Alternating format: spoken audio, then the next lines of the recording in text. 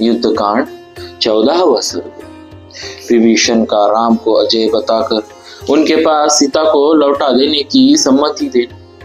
राक्षस राज रावण के इन वचनों और कुंभकर्ण की गर्जनाओं को सुनकर विभीषण ने रावण से सार्थक और हितकारी वचन कहे। राजन, सीता नामधारी विशालकाय महान सर्प को आपने अपने गले में बांध दिया है। किसने आपके गले में बांध दिया है? उसके हृदय का भाग ही उस सर्प का शरीर है।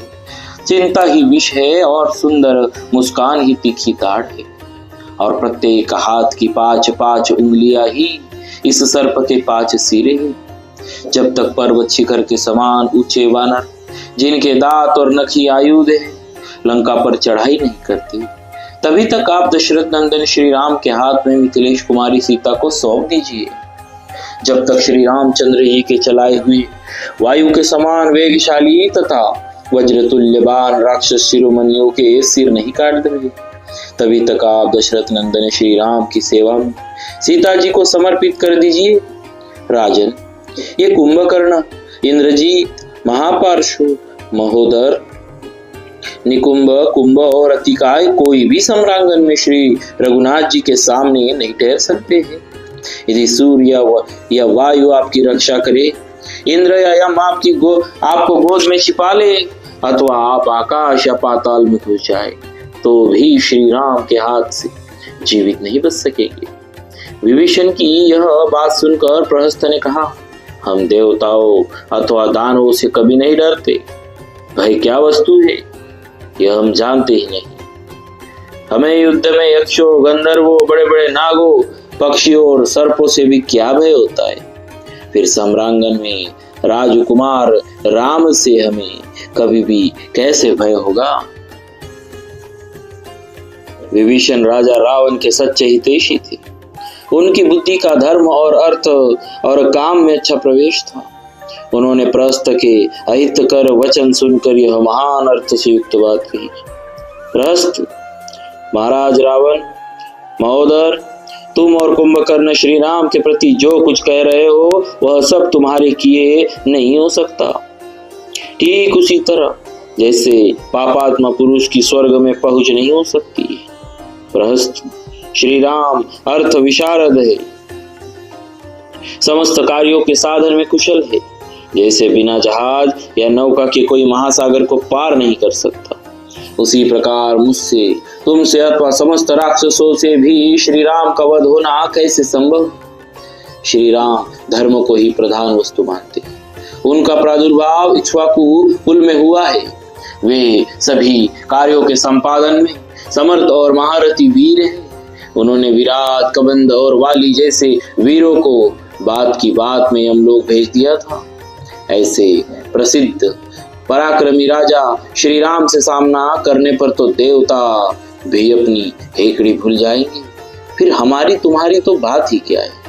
प्रहस्त, अभी तक श्री राम के चलाए हुए कंकपत्र युक्त दुर्जय एवं तीखे बाण तुम्हारे शरीर को विदीर्ण करके भीतर नहीं घुसे हैं, इसीलिए तुम बढ़ बढ़ कर बोल रहे हो। प्रहस्त, श्री राम के बाण वज्र के समान वेगशाली होते हैं। वे प्राणों का अंत करके ही छोड़ते हैं। श्री रघुनाथ जी के धनुष से छूटे हुए वे तीखे बाण तुम्हारे शरीर को फोड़कर अंदर नहीं घुसे हैं, इसीलिए तुम इतनी शेख ही बखारते हो। रावण, महाबली त्रिशिरा, कुंभकर्ण, कुमार, निकुंभ और इंद्र विजयी मेघनाथ भी सम्रांगन में इंद्र तुल्य तेजस्वी श्री दशरथ नंदन श्री राम का वेग सहन करने में समर्थ नहीं। देवांतक, नरांतक, अतिकाय, महाकाय, अतिरथ तथा पर्वत के समान शक्तिशाली अकंपन भी युद्ध भूमि में श्री रघुनाथ जी के समान नहीं ठहर सकते। ये महाराज रावण तो वैष्णव के वशीभूत है, इसलिए सोच विचार कर काम नहीं करते। इसके सिवा ये स्वभाव से ही कठोर है तथा राक्षसों के सत्यानाश के लिए तुम जैसे शत्रुतुल्य मित्र की सेवा में उपस्थित रहते।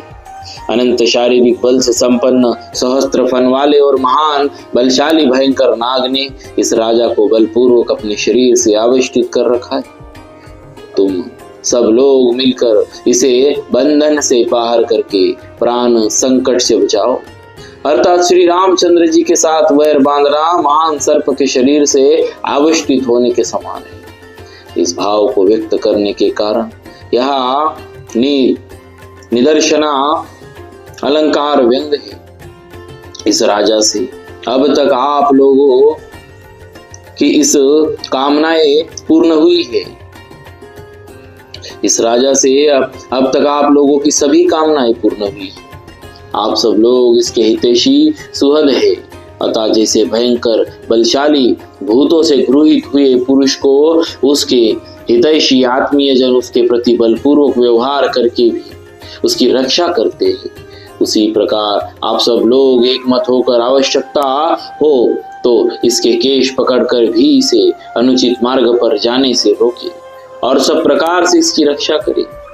उत्तम चरित्र रूपी जल से परिपूर्ण श्री रघुनाथ रूपी समुद्र इसे डुबो रहा है, अथवा यो समझो कि यह श्री राम रूपी पाताल के गहरे गर्त में गिर रहे। ऐसी दशा में तुम सब लोगों को मिलकर इसका उद्धार करना चाहिए। मैं तो राक्षसों सहित इस सारे नगर और सुहृदों सहित स्वयं महाराज के हित के लिए अपनी यही उत्तम सम्मति देता हूँ कि ये राजकुमार श्री राम के हाथों में मिथिलेश कुमारी सीता को सौंप दे।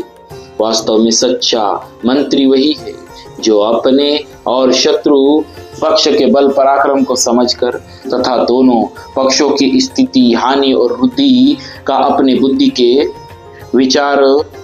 बुद्धि के द्वारा विचार करके जो स्वामी के लिए हितकर और उचित हो वही बात कहे। इस प्रकार श्री वाल्मीकि निर्मित आर्ष रामायण आदि काव्य के युद्ध कांड में 14वां सर्ग पूरा हुआ।